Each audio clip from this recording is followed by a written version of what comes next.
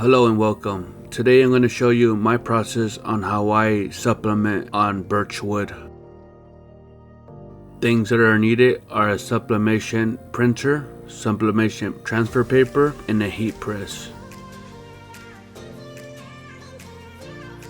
This is the sublimation paper that I'm using that works for me. Just pick your design that you want printed. What works best for me is birch wood from GS2 Awards. I'll leave the link down below if you're interested. There's not that much prepping that I need to do with their birch wood. I use polyacrylic gloss finish. Just make sure to lay out the polyacrylic with a nice even coat.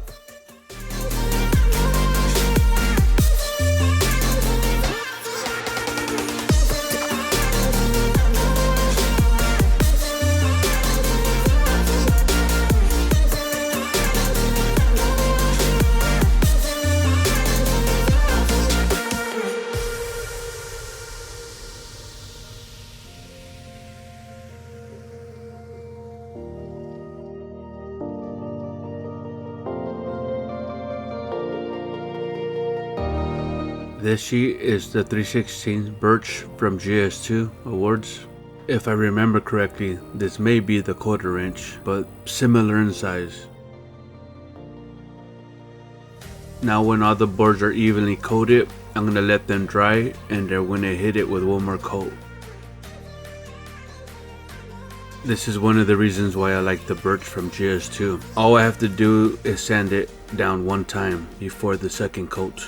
The sand disc that I'm using is 220 grit sandpaper.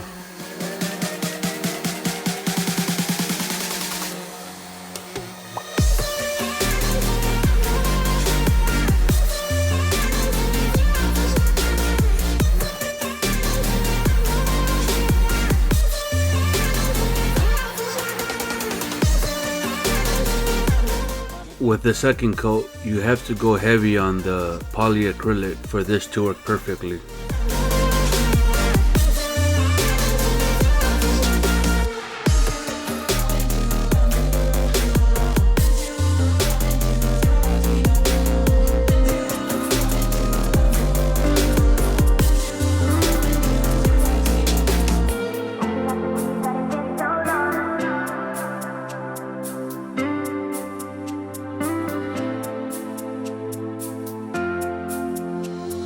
I had to take a quick little break while the polyacrylic was drying.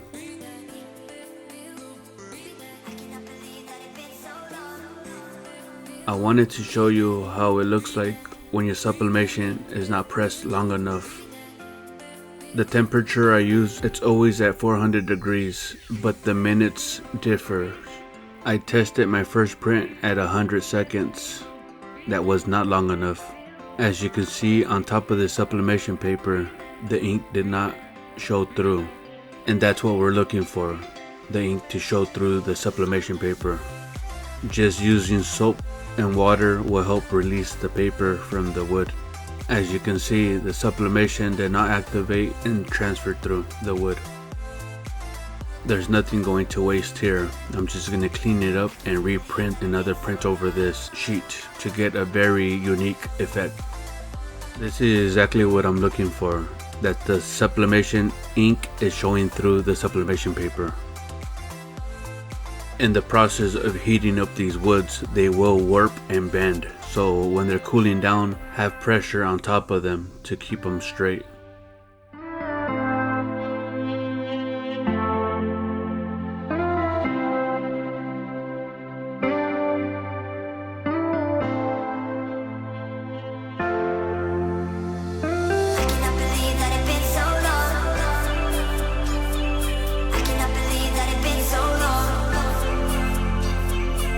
This little plastic razor blade came in handy at this point.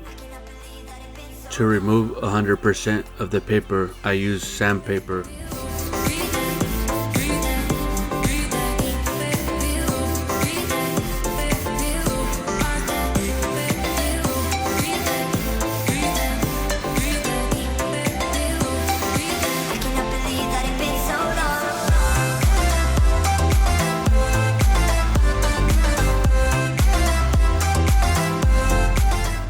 This is how they should look when they're all nice and cleaned up.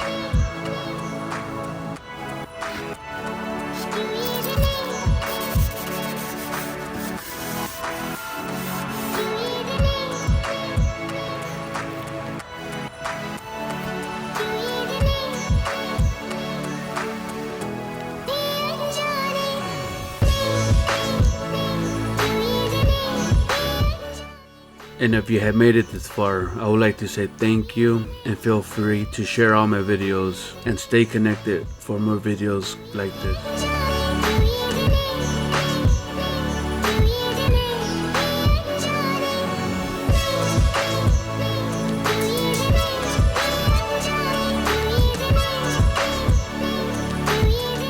If you leave paper on here, it's gonna look like this. And then when you put your finished coat, it's gonna look faded like this.